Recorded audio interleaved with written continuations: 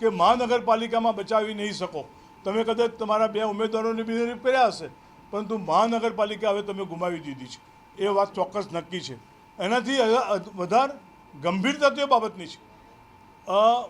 નવાઈ એ બાબતની લાગે છે કે 2 નંબરના વોર્ડમાં જ્યારે ભૂમિબેન અંદર જાય છે ત્યારે એની જોડે ભાજપના માજી કોર્પોરેટર, ભાજપના આગેવાનો જોડે જાય છે.